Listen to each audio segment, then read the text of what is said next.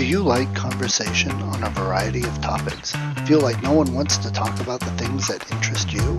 Tired of only hearing the same political, sports, or catastrophe talk? Yeah, we feel that way too. Join two high-functioning geeks as they discuss just about anything under the sun.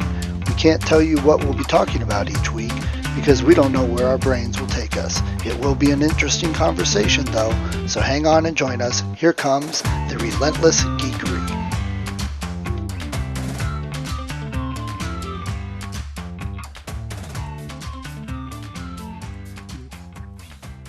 Good morning, Alan. Good morning. Let me turn off that phone call coming in. There we go. Hey, when's Colleen's retirement? Was it Friday, her last day? No, it's at the end of this month. So Okay. June 30th is big, and we're going to have a big party for her. We're going to go to BA Sweeties, which is the biggest candy warehouse in the Here's area. what you need. We'll be talking Exactly. about diabetic stuff in July. I'm allowed to go say, go pick out whatever you want, everyone, while I go over here. But we've said this before, and this is something that is people need to understand that they go and, oh, you're diabetic, here's some sugar-free stuff. But what we're finding is the sugar-free stuff may not spike your blood sugar in the same way, but sometimes it does. But a lot of those have some addiction to them that they make you want to eat more. And they also do bad things to your bowels at times. Like those But devil gummy bears that I've read about on Amazon, right? Where they have yes, erythritol or whatever it is, right? yes, And, too right. much of that. And yeah, it's like eating too bad Mexican. But the other thing is that like the erythritol and stuff, they've linked some of that stuff to cancer. Okay, great. You're not spiking your blood sugar. You're going to get cancer and die anyway. So I personally have found, and I've told people this, I'm like, if you give me a plate with some mashed potatoes on it and a Snickers bar, it's healthier for me to eat the Snickers bar because it does not spike my blood sugar as much as the potato. So yes, you can still go to BA Sweeties. You just can't eat 50 of those things every day. Exactly. Just actually, Colleen and I have been. The other thing we're on is mini golf is there. They have two great mini golf Yes, courses with purple grounds, purple putting greens and stuff right. like that. And it's kind of funny to call them greens. But anyway, it almost every time we go there, I go in and I like, what's the one thing that I want from here? I don't go and start with A and just start loading a basket up. It's I haven't had a bun bar in forever. Oh, That's those one are of so those things good. that, yeah, and or others. There's things, local stuff, because I came from Chicago. I never had a chance to try whatever the kind of Cleveland local stuff is. So I really do pick out also little, it's funny talking about how we shouldn't do this, but here's all my fetishes. There's little bullseyes. There's little like, not caramel, but they're like a brown guy with a white guy in Coffee front. Fay. Maybe that, it's not even that because they're flat. I think Okay. they're even called bullseyes. And Okay. there's 10 to a package. And I just, if I'm going to do that, I'm going to fall off the wagon and give myself just what I want, but I don't get a case of them. Right. I used to like I really like gummy bears, but there's nothing in the house. Like whatever I have in the house that's anywhere near sweet is fruit or it's baked goods. Like I make quick breads, like banana bread or almond poppy seed or something like that. And then I know they have some in it, but it's not that I added sugar to it. And I always use everywhere that I can make a substitution, I'm better about it. Anyway, I think it's not that it's totally unsafe. It's more like just give yourself one little ice cream and then don't do it for a month. It's not like Yes. you do it and then start up again with bad habits. Occasionally, when we go to a Mensa gathering like Mind Games, I'd give myself like a bunch of peanut M&Ms. You know what I mean? That used to be when I was a Play-Doh guy, coding all the time or playing games all the time. I'd go through like a pound bag of peanut M&Ms overnight. Wow, that's a lot. But I didn't. I don't know. It didn't. I'm sure that set the stage for what I'm now dealing with. But I don't know that plus sugared soda. I've switched to diet soda. I've done all kinds of little corrections, and I've never had when I was on my monitors and stuff like that that we've talked about the Freestyle Libre and stuff like that. Even when I was at my worst, my plate of mashed potatoes or something, I spiked, but I didn't go into a coma. I really didn't have the real high or the real low that I think that I can still do those things, and my body's insulin response is not none. It really still scales up and down, and it just acts surprised when I give it more than what I usually do. You know what I mean? The other thing I've noticed, okay, back when I was still in high school, My father had his first open heart surgery and diabetes. He had lots of health issues. But because of that, my mother started cooking a little differently. We cut out a whole lot of salt because there's so much salt in most food anyway that you don't You don't realize. need to add any. It's already in there. Yeah, That's right. Every but soup, every yeah, but so many people will eat it and they're like, oh my God, this needs salt. And we'll eat it and go, oh my God, this is too salty. It's because they build up a tolerance and they need more and more, but you get rid of it and the natural flavors come out a lot.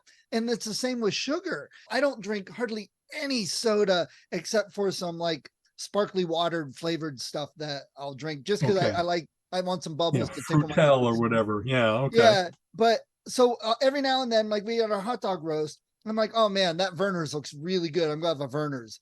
And I drink it. And I'm like, it's just, it's too, I'm like, It's like syrup. there's no enjoyment. Yeah. You Yeah. lose that taste, that tolerance. So it's too overwhelming. And I don't even want to drink it now. Yeah. Colleen and I did Weight Watchers a while back, so like 15 years ago. And in fact, I had to stop because that's when I had my bout with melanoma.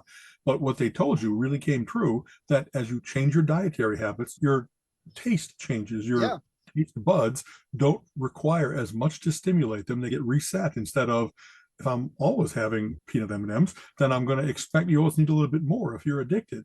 And we have any number. Whenever I have whole milk nowadays, I always drink like fat-free milk or 2% at most.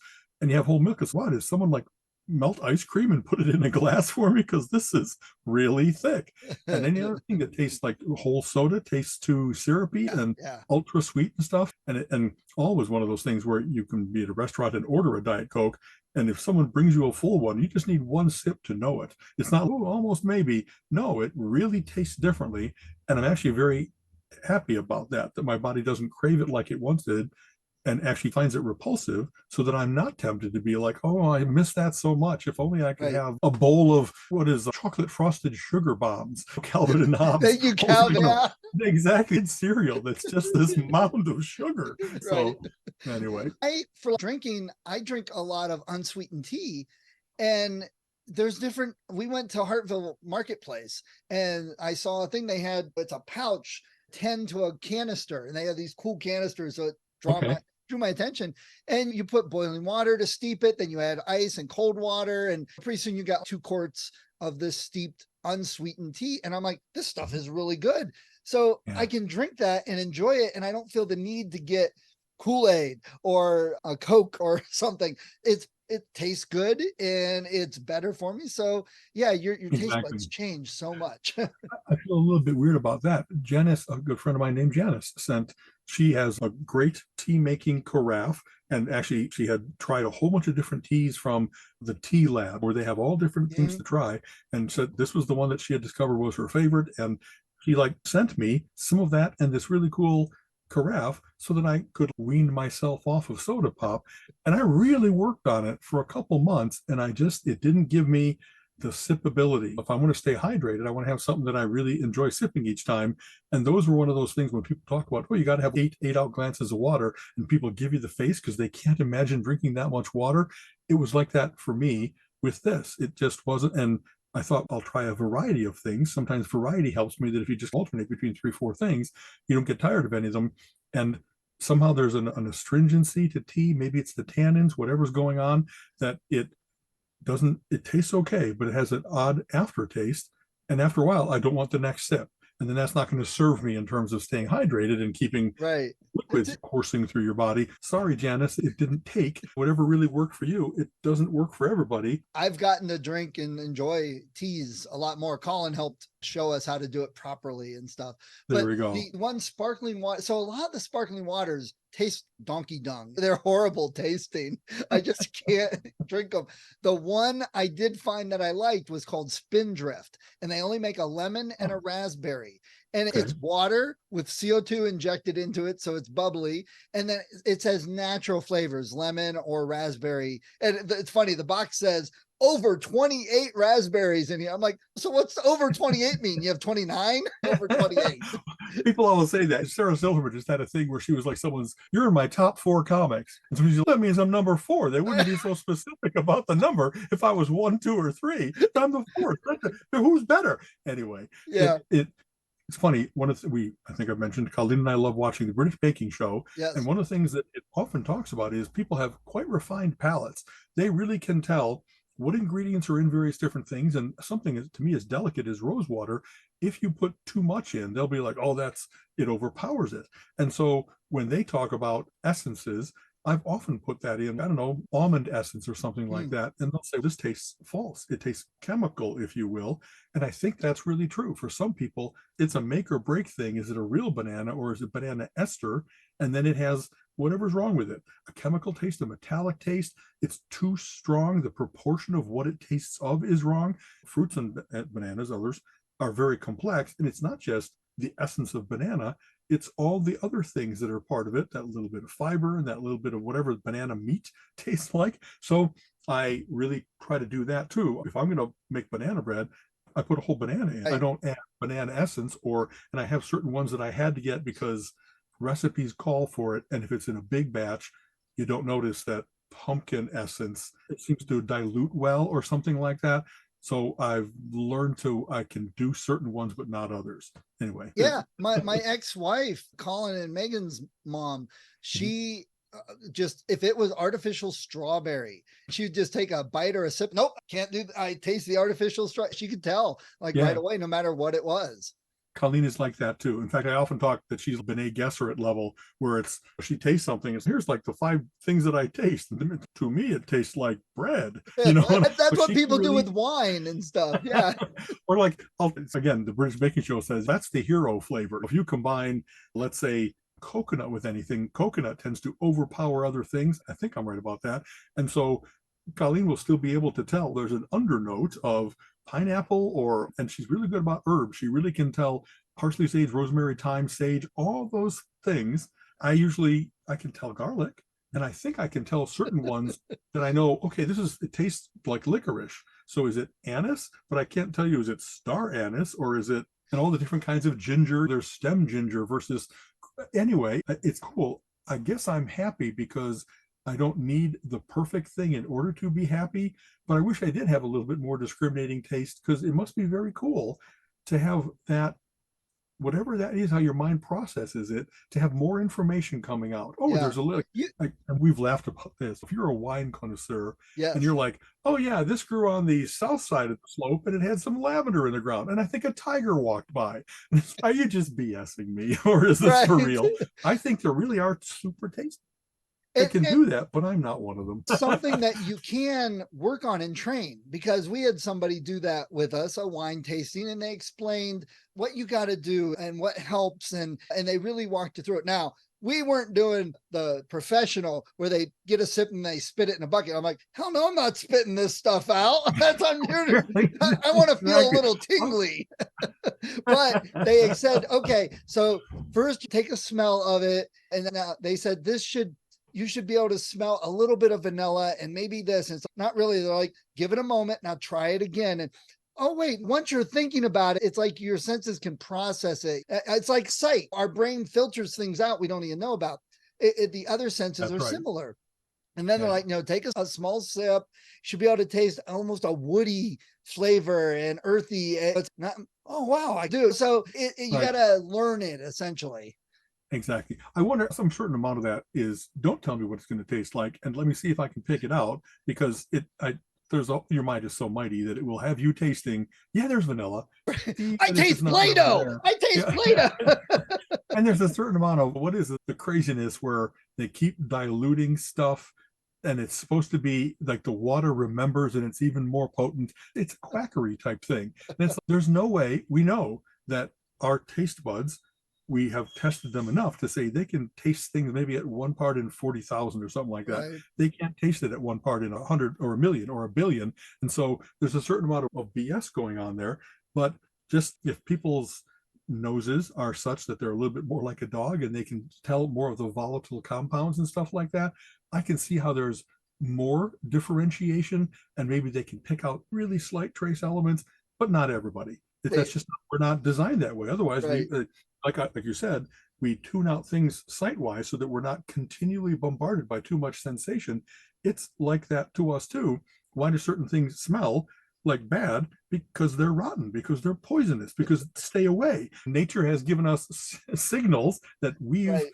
read into ourselves to make sure that who didn't smell that, they die. They didn't go into the next generation. So that's why we can smell ammonia or things like that. That's how we react to it, is Right. get out of there. Okay, so I want to point out my background here Yes. that I chose. This is Cupid's Arrows from Tom Zoller. Tom It's one of Zoller. his new series. I did the Kickstarter and we got some digital back wall prints. And so I figured, hey, we've been doing shout outs to some local friends and stuff. I don't think we've done anything with Tom. He also did my book cover for my Town Magicians. Very So cool. Exactly. I want to give If him a we need little to love. have him on for an interview, you know what I mean? It's we love. It was funny. Another one of those guys like John Bruning that we came to know each of them separately from Yeah. our own. All we have such varied interests.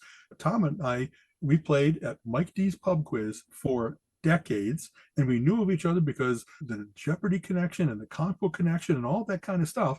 And it's kind of like we were on opposite teams, so you don't get to know somebody if you don't get to sit at the table with them. You don't get all the wonderful back chatter and stuff like Right. that. But we always said hello at the start and the end of things, and like the fact that only besides me, only he would have known that. He's the comic book guys Right. besides me. And so it would be a pleasure because he's had a very interesting trajectory in the course of his career. He is an independent success story. He's got a distinctive style. Yep. It'd be very fun to talk to him about how does he do what he does and what music does he like and all those kinds of things. He's been harder to get a hold of in a couple recent years. So I don't know if just busy or what's going on, but yeah.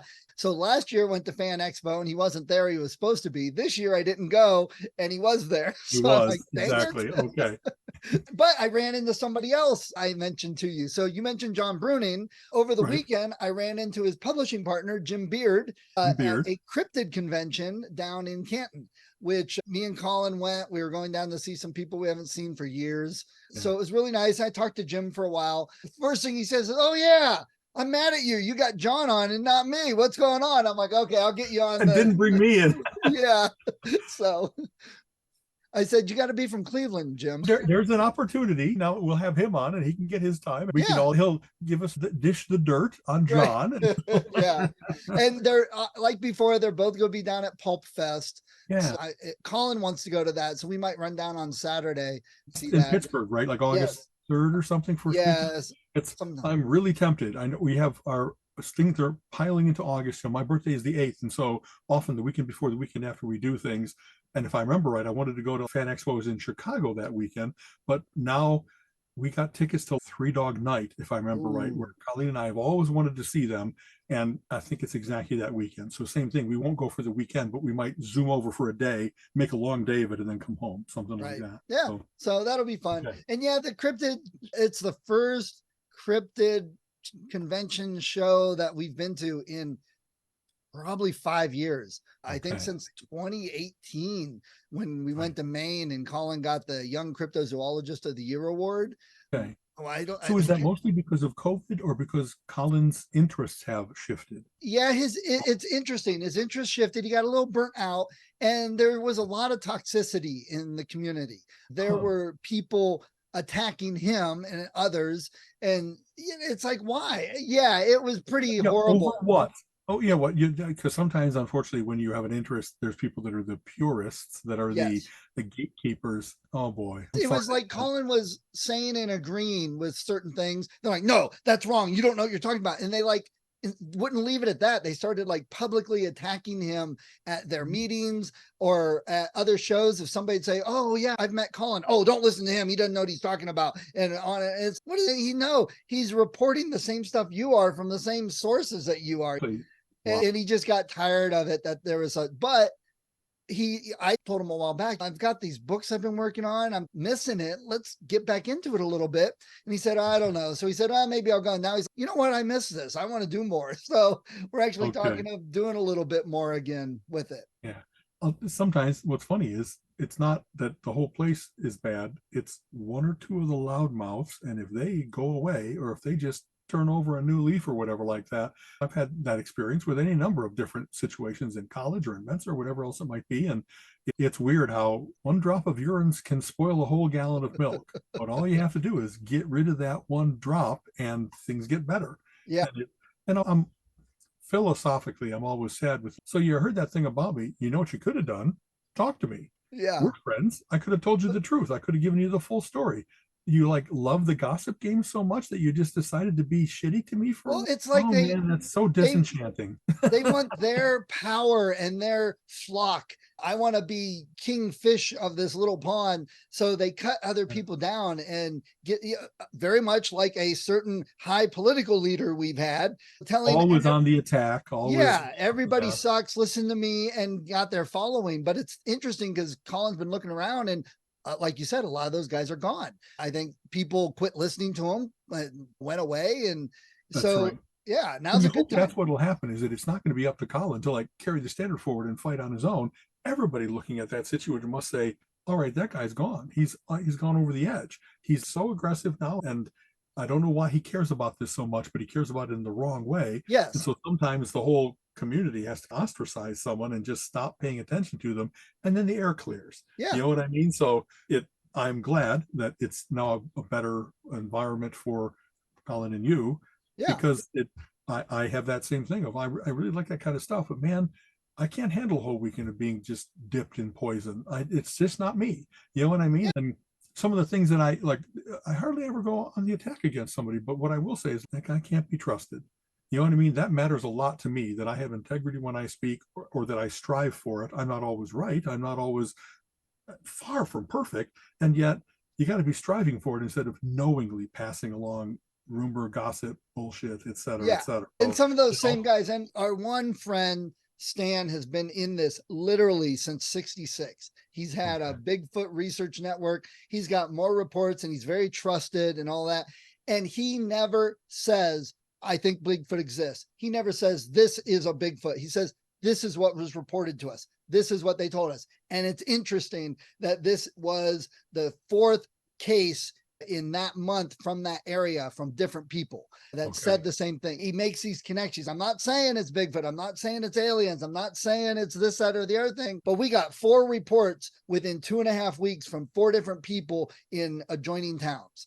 And Stan did a talk on Saturday. We listened to it. We haven't heard him talk for a while. And it was about some stuff we had heard, some stuff we hadn't heard. But this one guy at the end says, I think that's just a lot of disinformation that you're providing there.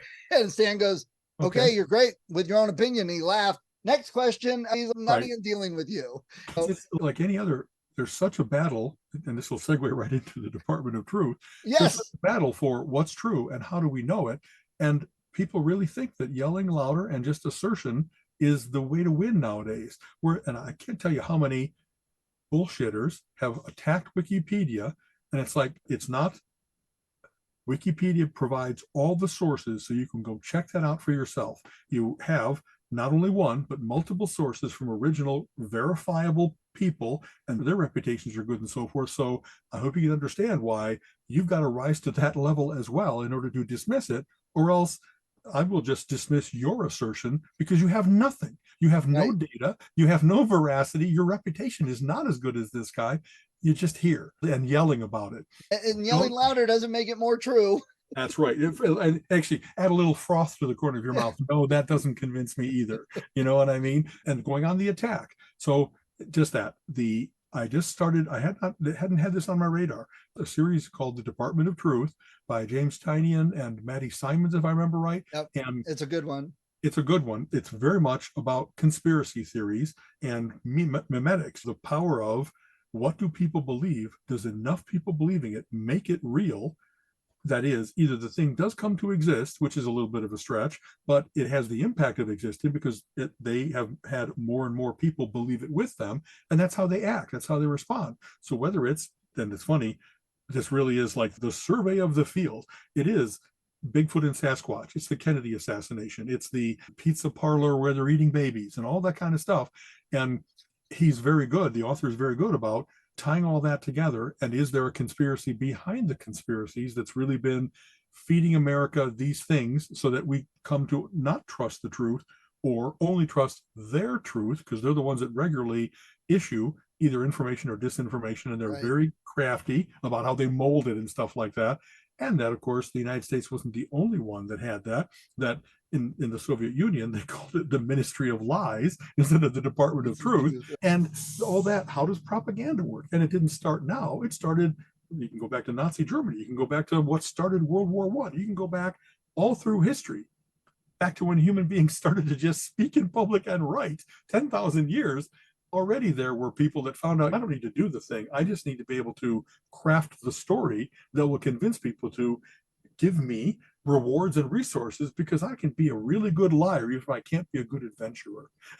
Yes. You know what I mean? Yeah. And so it's very disconcerting while you're reading it to be like, man, this makes too much sense. I don't want to believe that there really is the Illuminati and the secret brotherhoods that have run the whole shooting match from the start, and how much money is really involved here. And if they're doing it, are they doing it just for themselves? Are they doing it because, oh no, satanic influence? What about Aleister Crowley? And the fact that there's multiple people competing to do this, and that there's different meme plexes that are kind of like battling against each other, it's very entertaining and very unsettling all at the same time. And the artwork very much matches that. It's not like comic book classic style. It's very Bill Sienkiewicz, scratchy, and collages of stuff. And there's little almost serial corner. killer. I can't quite make out what's in the corner, just like when you see have a sighting. You know what I mean? It's Yeah. like something went through the bushes real quick there, and it looked like the size of a man, et cetera, et cetera.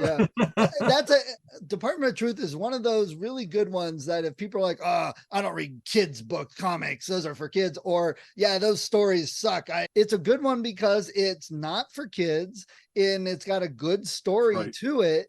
And like you said, the art is not cartoony and superhero-y even. So it's definitely a good choice if you're like, I've heard a lot about graphic novels and comics lately. That's a good one to check out, to at least be shown that, hey, maybe these aren't the kiddie books they used to be. That's right. And I thought of this while I was reading it. Like you and I have talked about before, I love where people have enough knowledge of what has come before in comics that they actually do retconning, retroactive continuity, where it's Lucky didn't really die. He actually got captured instead of in ice like Captain America did. The Soviet Union captured him, the Russians then, and made him into the Winter Soldier. And they make it so that they really know enough about what had gone before that it fills in gaps, or it doesn't directly refute, or whatever it refutes, they say that's just because only this person told us that and they didn't know the full story. So that comic books have had some very successful series in that regard about the origin of the Vision from the Human Torch, and that they actually have changed that a couple of times. And having said that, this is it Tinian or Tinians? Like, I'm retconning the history of the United States. But it's Lee Harvey Oswald. He didn't just kill JFK, then he got dragooned into, spoiler alert, running the Department of Truth, and all the things that can happen where, all right, I guess if what they specialized on was controlling the flow of information and putting out disinformation and hiding various different things, it's not, hey, we're just throughout history. There's just enough ties into what really happened that you can get convinced, or at least you can give it plausible deniability and plausibility. It's really cool to have someone that, like, if they know enough about history, they could throw you enough bones that you would say, oh, I hadn't thought about that. You know what I mean? So it's not an automatic rejection. It's just meant to give you uncertainty. Yeah, it's a good series to check out, especially if you're getting burnt out on superheroes and you need something different. Yeah, because there's nobody flies in to save the day during this series. It's the power of government, the power of wealth, the power of who controls. It's not only the victors write the history, it's that we're always writing our own history. I often feel in your own story, don't you want to be the hero? We always are thinking about not only what happened, but what am I going to retain from this? What's the moral of the story? Or I don't want to, I've had any number of embarrassing things. When I tell stories at a party, I don't go to the embarrassing ones. I go to the fun ones and the interesting ones. And after a while, though those are real, just because I don't repeat them, they get sloughed away because who else would know but me? And so then I wonder about, am I being truthful? Like I said, I'm not far from a perfect guy. And yet it's human nature to put your best foot forward, especially if you're like meeting a new group or like trying to win the girl or something like that. You don't want to be, remember that one time that I vomited on someone? No, you don't want to tell the George Bush story. You know what I mean? You want to, anyway, and that's unfair. George Bush was actually a reasonable, decent, in control human being. And like when you get sick and you have that spontaneous sickness that you can't stop yourselves, that's so much like the horrible paparazzi gossip that happens nowadays. Every time that Joe Biden stumbled on a sandbag. I've stumbled on a sandbag 100 times working backstage. Yeah. And yet that doesn't mean that I'm clumsy, that I'm an old man, that it's like they latch onto what they want to build the narrative. And sometimes they're very unkind. Oh yeah. So. Definitely. So that makes the Department of Truth even better to read. Because Exactly. you look at those things in a different light. It really, honestly, highest recommendation. It's one of those things that I have made a point of not just devouring them. I've read them over the course of a bunch of days so that I had a chance to have my mind kind of percolate out in the background and think, what's going on here? What's being told? And put in something less grim. I'll go and read The Gangster of Love, an advice columnist book that Dave Barry wrote the foreword for. That's hilarious in terms of how wrong it is. Like it isn't. This is far from serious. Good. Then I'll go back to the serious. Or right. So, I a little self-plug insight. I'm working on some. I had an idea a while back for some cryptid stories. I've got some short stories, like 5 of them, that I'm expanding into some actual books for middle grade kids. Okay. But the first one, I asked Stan, and I actually have him in the book. So I put him in it, and I'm putting a few of the cases in there as just we're talking about it, mentioning it, not pointing out that this is an actual case from Stan. It's inspired by, I guess you could say, some of his cases. So it's almost, I could put in, it's a total fiction book, and I could put in there inspired by real events because that's what it is. Yeah. But the funnest part is, now Jim and I talked over the weekend about this because he does a lot of writing for various franchises. He's done Planet of the Apes. He's done X-Files. He's done Green Hornet. He's done Kolchak along with his own. And he even made a comment about how many people were so misinformed about licensing and being able to write for that type of stuff. Interesting. Which I'd love to talk to him more about because I didn't hear about that from him. But I told you I'd like to do Legend, but I can't seem to find who has the license for it. So I said, maybe I'll just start writing for it and wait till I get the lawyer letter. They'll find you. Yes, exactly. And then I'll find out where to get it from. But I'm putting in, I asked Stan if I can use him in my book. He said, that's fine. And I'm trying to use some of his words and the way he talks stuff. I've got a couple characters in there that I didn't license, but I also don't say exactly who they are. So if you know who they are, you know who they are. They've done that forever. Romana Clefs, if that's how you say it. I'm just full of phrases like, I've read that, but I've not said it out loud. You should be on Jeopardy. Exactly. I love that, where it's, okay, I'm pretty sure I know who they're referring to here, but of course they're worried about getting sued or at least hurting a friend or something like that. Yeah. But you can give 3 broad strokes of personalities. That sure sounds a lot like Harrison Ford or whatever else it might be. Right. So. Yeah. I'd love to be able to license like Legend and stuff. I really don't want to write it and then get a lawyer letter. That's not good practice. But they make it so difficult to find the license info. So think of what a great talk that would be, though, that you could say, here's the 7 different cease and desist letters that I've gotten over the course of my trying to do kind of fan fiction, continue the series. You know what I mean? Sheldon with all his letters. Projection letters. Yeah, exactly. To keep away from people. Yeah. So what'd you do this weekend, man? And actually, I wanted to mention, you mentioned the Night Stalker, Kolchak. Yes. Netflix is stopping as of September. I rearranged my queue of all the DVDs that you get physically instead of streaming wise, so that I really would get the things that if these go away, what would I have difficulty finding in a library? What do I really want to catch in the next 3 months before it goes away? And that series was one of them, because it really is the forerunner to X-Files and Fringe and every other episodic Monster of the Week, Supernatural, that kind of stuff. And I really like the series. It's corny. The special effects are only so good.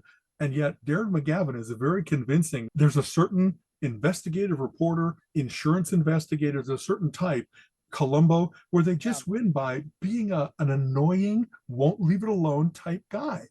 And he's really good at that. You know what I mean? He's really cunning in how he inveigles himself into situations and keeps getting little bits of information and how he puts it all together in the conspiracy theory. And so I just watched one where Richard Kiel, who went on to play Jaws in the James Bond movies, he just played one of the, like a spirit, El Diablo. And it's very funny to see, there are all kinds of people. They have early episodes of The Twilight Zone or Alfred Hitchcock Presents, or now of Kolchak, the Night Stalker, where they went on to have other careers. I think that's this person. Is that cool? And you look in the credits, that's them. I saw him on Wild Wild West recently. I was watching reruns of that. Yeah, exactly. Because it's hard to find like an 8-foot tall Indian. And that's funny you mentioned Kolchak, because that's a great licensing thing right there. Because Jim has written some Kolchak stories, and there's other people, I was talking to him about them, that they have for the comic books like Moonstone or whatever. Moonstone did comics. James Aquilone did. I think I showed you the 50th anniversary of Kolchak. So there's others that are doing that, and it's just interesting that some of this stuff has lived through some of these new authors and stuff, and that I'm looking at like the MCMLXX. I think it's either VI or IV, so 74 or 76. That's 50 years. Yeah, 45 going how on. How old are years. we? Geez, oh man. And like I said, they hold up pretty well. There's some good scares. They really do run through all the different monsters you might bump into. And it's Chicago. So I'm like, I've been on the L. I've been right along Lakeshore Drive. I know this whole thing. And he reprised that character on the X-Files, but they didn't call him Kolchak. It was just a hint, like what we were just talking about. You knew who he was supposed to be. The reporter that wouldn't let it go. Yeah. Exactly that. Yeah. So that was fun. So anyway, I was enjoying that series. We, not so much the weekend, Kelly and I had a very calm Memorial Day weekend, and this one as well. We were the Worldwide Developer Conference is what I'd love to talk about. Yes, I want to. Okay?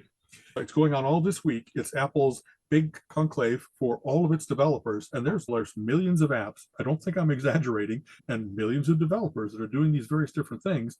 And it's been going for 20, 25 years now, the App Store. So every way you can think of, productivity things and communications and games and stuff like that. And Apple continues to change the world. There were cell phones before the iPhone, but they really weren't smartphones yet. And they created that category by saying, what do people like and not like about their phones? And let's do it. And they've done that with the first music player, that having the first 10,000 songs in your pocket compared to, and maybe MP3 players, but it didn't have the interface. Apple's always been really good about design and interface so that they make it very human. And like you want to have it with you, it's now your companion, not just I have this thing on my desk. And the Apple TV is great, but hasn't really changed the world, but they're still working on the Apple Car. And I kind of laughingly mentioned that when the Apple sex robot comes out, they're going to break the bank. And I always quote this one. Dennis Miller talks about they're working on virtual reality and stuff like that. And when you finally get it so that any journeyman laborer can have Claudia Schiffer in their house, that's going to make crack look like Senka. So much that thing is going to fly off the shelves. All that is segue into the cool new goggles that they've got, which I think are the best. Pro, and immediately people are like, I don't want to wear those things on my head. Everything that they could do to allay people's fears, get rid of motion sickness, get rid of the weight, how you interact with the world. They've cured it, fixed it, and this is only version 1. It's got an amazing array of the screens you have in front of your eyes are at a higher resolution than any monitor you could get. So it really is, there's never any pixelation or awareness that you're in a simulation. That's a little scary. That you're in. But there's always, it doesn't only immerse you, you really are aware of, here's the room, and I can do gestures that bring things up floating in midair. So it's a spatial OS. So just like you've seen in Minority Report or various different sci-fi things, they bring up, and you can grab objects in midair and turn them around and bring up a menu, pick a choice. The gestures, it's all either spoken commands or gestural. And gesture isn't big things. It's more like little tiny guys like click or expand, and all they have a sensor array that is continually listening and monitoring what you're doing so that it isn't. Current VR goggles are like, if I'm going to go ride a pterodactyl, I have to act as if I'm climbing into the saddle and all that kind of stuff. And this is instead very responsive to what you do, and it helps you to learn what ways are the best ways to interact with it so that you're not having to make broad gestures, but it also doesn't over-interpret. Boy, I came up to scratch the side of my nose and somehow I closed the app or something like that. You know what I mean? Right. Seeing the spatial, and they call it AR, VR, augmented reality and virtual reality. It's not just an overlay of, now I'm in the South Pacific and I'm sunning myself. It really is your office environment because it's got all that. It has it does spatial audio so that you can hear noises coming into what your inputs are where they should be in the room. And it, when you interact with the room, there's no motion blur at all. It really is like whatever the lag is. And you can do the overlays on top of it. I've said I'm jealous of, if I'm going to be out hiking, the thought of putting on a pair of goggles and not getting the panoramic view, really, why would I do that? Why would I have that? Now I'm looking at the world through a pair of binoculars always. Blinders. Instead, it's always around you, and you can, it'll tell you, okay, that's a bison, that's Mount Rainier, that's, and I'm pretty sure there's none near Mount Rainier, so I just lied. But it really is, you can add to and subtract from the experience so that it's, when I'm grocery shopping, I want it to be showing me, whenever I touch something, give me the price that the market says this is, or whatever else it might be. It is immersive in terms of, it isn't only about you interacting, it's content delivery. You can sit with these goggles on and be as if you're in the middle of a movie theater that has IMAX wraparound. Like I was talking about, I love going to certain things where it's the big screen and the big sound, and I want to be lost in it. So a little demo of Avatar, the second one, and you are in the surf. You are, it's and it's all around you. And as you turn, it doesn't clip, and all of a sudden you're aware of, nope, there's a wall. It's really convincingly cool. And I don't think in just a prepared demo, we're going to fool you way. They have had all kinds of now people, of course, the biggest, maybe I would have once been this from Chicago, that I was like one of the big Mac guys in Chicago. Maybe I would have been invited to go out to Cupertino and be there for the ceremony of the reveal and stuff like that. But people that have tried it on, they were ready to tell you, no, I get motion sickness really easy, and there was just enough lag that I couldn't wear them for more than 30 minutes. No, they were like, it's just the right weight. The battery pack is not part of it because that would be too much weight. The materials mold to your face but don't immediately feel chafy and sweaty. Like, it's getting really good reviews from some really harsh critics. Wow. And the biggest thing, of course, is breakthrough technology, indistinguishable magic. It costs $3,500, available at the start of next year. And yet, if I bought that instead of buying our next big screen TV, I guess Kelly and I each have to have one in order to have us be able to share our baking show. You know what I mean? But wasn't the Apple Watch initially like $10,000, the first version? It might have been 1,000. I don't think was it 1,000? What they've done is they were aware early on from the watch that the base model was probably like 400. It could go to maybe 2,000, because they'd say, if you want a gold band, if you want it to look like you got a Rolex on, we'll give you Rolex level band and casing so that it's snazzy, instead of, oh, you're wearing a Timex. Remember the little Timex guys where you had a little stylus that you would poke with, and it made you like, geek, it would just yell that you were that guy. And VCRs in the 70s were like $1,500, and that was in the 70s. So that would be equivalent to $3,500 now. A big impression for me about what Apple is doing, for instance, they also put out with the Mac Pro, and like fully outfitted, it's like $7,000. Big. It's one of those things where you can run a server center off of it. It has 6 PCI bays, and it can connect to 6 different monitors. And I so much don't need it. And yet I want it because it's just the fastest. It has 192 gig of memory. Is a gig or terabyte nowadays? We're getting up terabyte of storage. You know what I mean? Yeah. And monitor in every way that Apple keeps pushing the envelope so that you have all the battery power you need, all the screen resolution you need, all the connectivity. It's just, they put out these models that the lower price point is you can get a perfect laptop, award-winning, better than anything else out there for $1,200. But if you want to go whole hog, you can upgrade it in various different ways to get $3,000 and this machine for $7,000 and stuff like that. And that's what these things will be, is they'll be a Tesla. They'll come out $3,500, and the early adopters will be like zip zam. It'll have enough, I think, penetration that all the developers will be, what can we do with this? This is just an amazing. And then as the app universe grows, and as word comes out that that they're good, then they'll find a way to do it. It's 2/3 of the capability for 1/3 of the price. So now it's down to $1,200. And I'm looking forward to seeing, as whatever the cost of materials, the cost of manufacture, the sunk cost of all the development that went into this, because this isn't 2 or 3 years development. I think this is 20 years of development. When you first saw what people were doing in movies, and Apple and others have done, I'm going to work on making a tricorder. I'm going to work on making a phaser. I'm going to make those things that were in Star Trek, Star Wars. there's got to be a way to do coherent. There's got to be a way to do just pass it over a body. It'll give you 30 different medical Right. statistics, stuff like that. And nowadays, this guy tells me if I'm Very having an close. atrial fibrillation episode or how my A1C is doing, not A1C, my current blood They're glucose. working on the A1C. Yeah. I'm just so heartened by sufficiently advanced technology is indistinguishable from magic, said Arthur C. Clarke. And we're getting there.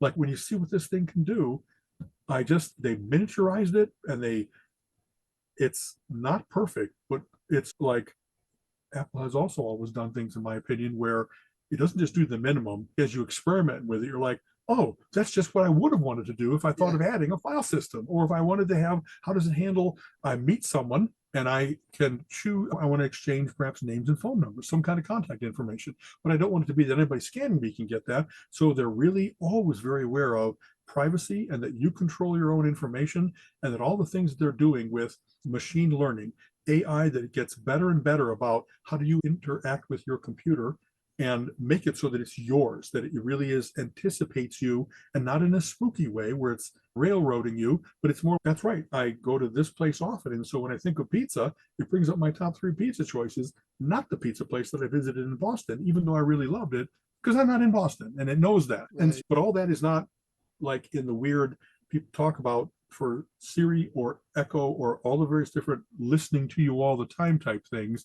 How much are they really? I just read a story literally an hour after I watched this keynote about how the Amazon Ring cameras have been, that all that data that gets stored in Amazon, it didn't have good security controls on it. So anybody in Amazon at a certain level could go looking at things. And so you had people, I think I'll check in on my girlfriend. And what really unnerves people, let's watch the baby in its tender. Is that the baby I'm going to kidnap? Terrible possibilities of this information not being secure. And I think that Apple is really conscious of that. And they continually talk about this is end-to-end encryption. It's only stored on your device.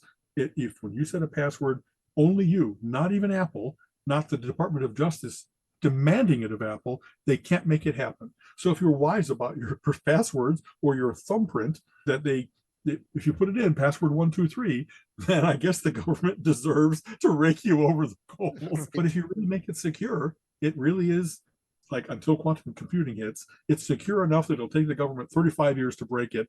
And by then you're not in jail anymore, or you're not going to jail at all. Let's put it that way. I love not only this product, but in the continual commitment to, I think we can do this. Let's work on this. Let's get the brightest people in the world to work on it. Get them talking, iterate again and again to find the materials that we need to make sure that we lock up the contract with technetium from the heart of Africa or Brazil or China or whatever else it might be. Like a vibranium, exactly, that adamantium for the case, so you can't hurt your watch. Exactly, unobtainium, that kind of stuff.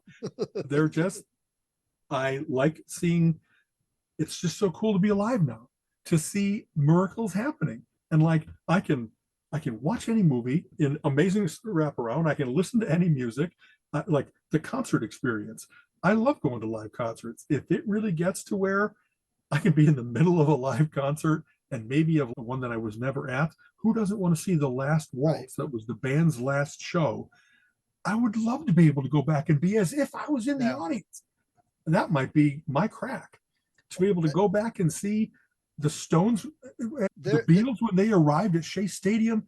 I would love to recapture some of that kind of stuff. On the Oculus, there is an app that does concerts. It doesn't have the old stuff, obviously, because the new ones, they set up 20 different cameras backstage, middle, and you can get on and you can keep moving around and look. So they do have that for new. But with all this AI and deep fake stuff, all you need is the concert footage from the Beatles and run it through the software with the right tweaking, and they can recreate it. It's just they've got things now I saw just for anybody to create like voiceover commercials using basically deep fake commercials or technology. Yeah. Put Alan's face on there and Alan's doing a voiceover for, I'll take Mr. Alan's face and put it on a thing for Windows PCs and how much you love Windows PCs. You know what I'm saying? I could do all of that. Exactly that. When I'm not smoking, I'm on a Windows box. Exactly. You know? Yeah. So that kind of reminds me, talking about the movies, I'm going to jump topics. So did they Talk about the whole glasses thing. When's it coming out? You said next year? It's available early next year. And that was, to me, the big Nova announcement. Yeah. But of course, they have new operating systems and enhancements for the Mac, the iPad, the phone, the watch, the TV. They have new, better laptops, new Macintosh desktops, the studio now. Like I have my little Mac Mini, and the studio is kind of like two of those on top because it's got so much other juice in there. But I don't know, this guy cost me maybe $1,000. For $3,000, I could get something 6 times as powerful.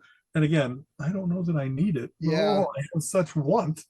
And $3,000 is not. And then I ate dog food for a week. If you save up, if you really want this thing and budget yourself, it's not a $300. Of course, I can always buy it type VCR/DVD, Blu-ray, those advanced. But $3,000 is still the amount of capability that you get for $3,000 is an amazing achievement. Yeah. You know what I mean? And the other cool thing that's going on all this week, and I don't mean to sound like a shill, but I don't know anybody else that does this. All this week, there are hundreds of sessions where they're talking about here's the development environment, here's the new capabilities in each of these devices, here's the new things we've added to the APIs and the various different development stacks, here's how we've done like coding and debugging and error correction and stuff like that, all where you spend all of your time. I think I might even have talked about this in past. Apple's gotten really good about don't spend your time on the drudgery. Don't have to do the memory reallocation routines and the error correction routines and stuff like that. Just use these particular constructs that manage all that stuff for you, and it'll put out an error message without you having had to think of every single error that it might be. They're really good at getting people to, you want to make a movie about bandicoots running around, it's easy because you don't have to be a total coding head in order to be able to do that. And I'm Swift and C+ is now integrated within Xcode. They're amazing. Like the Swift language now is written using Swift, which is one of those like wonderful dragon swallowing its own tail type things, but they eat their own dog food. They created a development environment that would enable them to do amazing operating system things and amazing application things. And so now we get the benefit of, oh, let's share that with everyone because it's so productive and so good. Yeah. And I'm just happy about that they're used to even cost like $100 a year to be a developer, and now it's free. So no wonder they have a billion developers out there, because every 12-year-old if I write an app that really does well, that's my college fund. That's my retirement fund. If I do something that really sells, I don't need to go to college if I'm already coding for Apple. Very cool. I'm a little bit out of, I used to have multi-platform coding type stuff. So it really might be the Microsoft development environment, Virtual Studio, or whatever they're calling it nowadays, has a lot of these things too.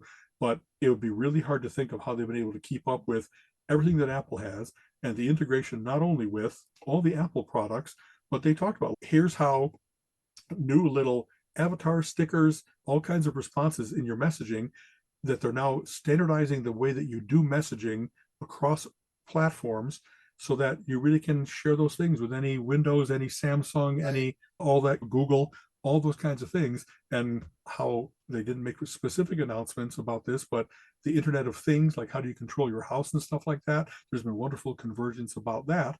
So even if you're using a really good development environment, you're not only, we have used ourselves the phrase, the walled garden of Apple. Boy, it's open, it's everywhere. It's really easy to create for every single, and to compile for various different, like historic, because it's not like a new Windows version is released and everybody switches to it. They've still got people running Windows 95, Windows XT, you know, like XP. I knew I had it right, XP. So how cool that they've got, between emulation and awareness of what was in those chips and what was going on in those various different operating systems, they're leaving, like, they leave some things behind because it's just not fiscally responsible to support everything that's ever come out.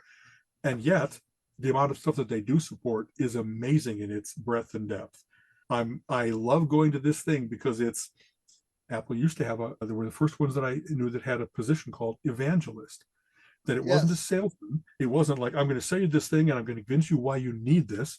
Evangelism was all like, with this, you can do anything. What do you want to do?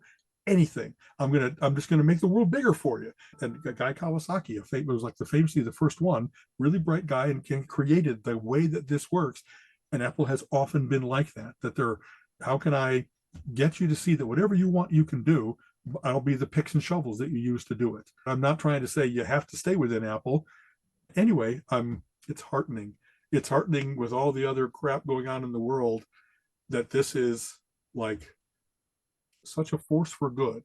And I know that there's got to be some criticism about where are you making them and where are you getting your materials from. And indeed, the world is a messy place.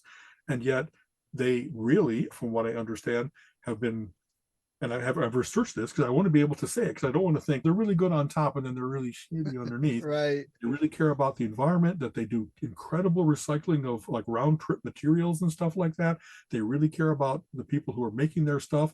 Their laws, rules are far beyond the local laws for what you need to, who's allowed to work there. It's not 90-year-olds slavering until they drop dead from exhaustion. It's not, it really seems to be that they up the game in the Hong Kongs or Singapores or Cambodias or Ireland's for that matter, that they're really a force for betterment in as many ways as they can be, that they're like a really good world citizen.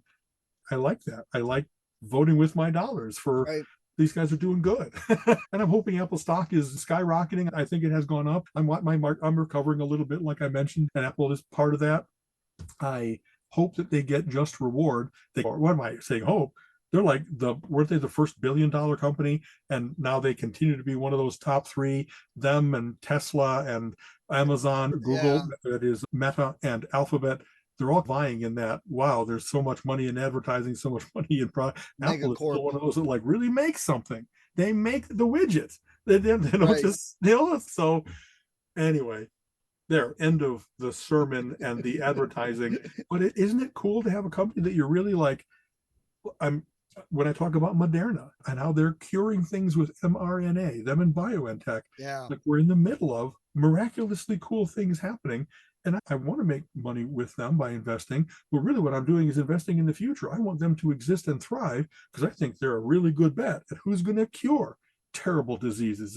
And it's not just to make money. That's not the reason that you do the world. It's so that the cost of living goes down and the miracles that can occur go up. And I don't want to be for the company that's gouging for insulin. I want to be the one that is, we found artificial insulin and we're going to sell it for a penny and put those bastards out of business. You know what I mean? Yeah, so. Definitely. It's exciting. And I know this is the time for all of these things going on. Microsoft and PlayStation, I believe, Sony have their developer conferences for games and stuff like that. And that's such a huge industry. And people are like, well, it's not helping and changing the world so much. Maybe not, but it's what people are paying money for. It's what's growing and huge. So there's a big there's so many changes and what those glasses are going to do for the gaming industry. That's crazy. Yeah. And just honestly, you and I could just start brainstorming. How would I use that? I can be the doctor that has these guys on, and while I'm operating, it has real-time overlays of here's what these organs should look like, and here's where all the various different venal systems, everything. And so that the chance of making a mistake is much lower. The efficiency with which you can do it, it's monitoring all of his vitals. And so you can immediately know. I didn't have to wait for a blood spurt to come out. I'm like, okay, what's going on over here? And if I'm a craftsman and I'm like working on fixing a car, and it seems you're working on all the things just how it should be. And it actually says, hey, this is a 3/8, or maybe it's metric system. And it'll just be so enabling to have all that information at your fingertips while you're in the middle of it. Yeah. So very Microsoft cool. has dentists and their own chefs. thing. Yeah. Microsoft has their own thing called a HoloLens that they've been pushing for business aspects in that. And the examples they showed was like just some poor schmuck at home has a problem with wiring and electricity. He puts the HoloLens on, calls his electrician who puts his version on, and his electrician can see what he can see and walks him through it. So he gets a service call immediately and the electrician doesn't visit the house. So I'm like, that just the possibilities of being able to do something like that is just crazy. You're, like you said, working on your car, your mechanic can guide you through it without leaving where they're at. You don't have to take the car to them.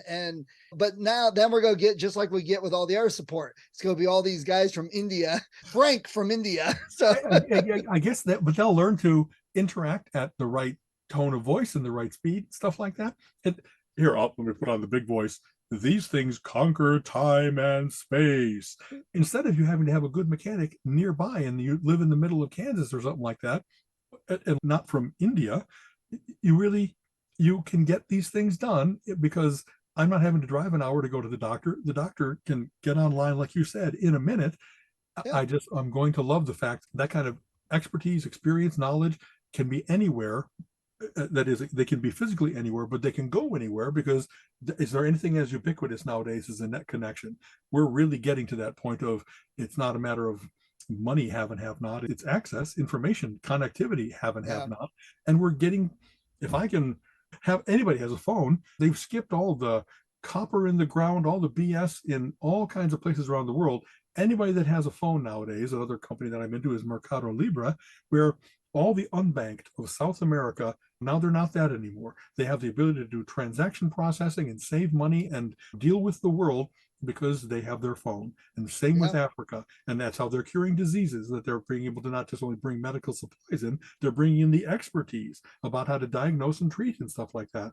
And I don't know, I love that science fiction books have talked about that. The contraction of the world is flat, or if you're a teleporter and distance doesn't matter anymore, it changes everything. You know what I mean? Energy cost is next to nothing to get things done compared to what it used to be. Taking a boat across the Atlantic in order to bring tobacco and what was it? Tobacco, rum, arms, whatever the triangle trade was, slaves, I'm sorry. It's going to be really cool that so much the first effects of the capabilities that we're talking about are small in comparison to the overall effects of I can live anywhere and still interact with 90% of the world because I really will be able to. I've talked about, I don't think I want to do it instead of. I think I still really want to go Hawaii and go to the edge and look into a volcano. But if I couldn't, I'm 63. If all of a sudden I really seize up and I can't walk around anymore, but I don't have to say, oh, goodbye, rest of the world. I can still go to the Great Barrier Reef and go to Kilauea. And it's really heartening. If you have your goggles on, you're at the Great Barrier Reef, I'll be glad to just dump water on you. So it's realistic. Simulate the full experience. Maybe bite me on the leg, you know what I mean? Yeah. Oh my God, my barracuda is here. All right. Well, hey, I got to get rolling. Okay. I did see the Spider-Man movie. We'll have to talk about that next week. I'm seeing it tonight, as a matter of fact. So we'll both have an experience. Me and Robert and Colleen are going tonight. So nice. Yeah. And tomorrow night I'm seeing Martin Barr, who was the longtime guitarist for Jethro Tull, and there's a whole bunch of Tull music. And I think it might actually be Martin Barre, but maybe another one, Martin Lancelot. I know his last name, though I don't know how to pronounce his last name, his middle name. So I'm glad you saw it. And yes, let's talk about it because it's getting rave reviews. It was worth it. Also, I learned an interesting fact, the trivia here. Bachman-Turner Overdrive had an earlier iteration of them. Do you know who the earlier iteration was? I know, I just read this recently too. It's one I would have never got. So I know that Randy Bachman was in the Guess Who. It was the Guess Who. There you go. He was with, because Burton Cummings, one of Colleen's favorite vocalists of all times, we've seen them and noticed Randy Bachman was like, that's the same Bachman? Yes, it was. Yes, it is. So, so I learned that and I'm like, wow, that's so completely different musical styles to go to. But you know, that happens a lot. All right. So hey, we'll talk talk next week, man. Always a pleasure, Steve. Later. Okay. Very good. You have been listening to the Relentless Geekery podcast.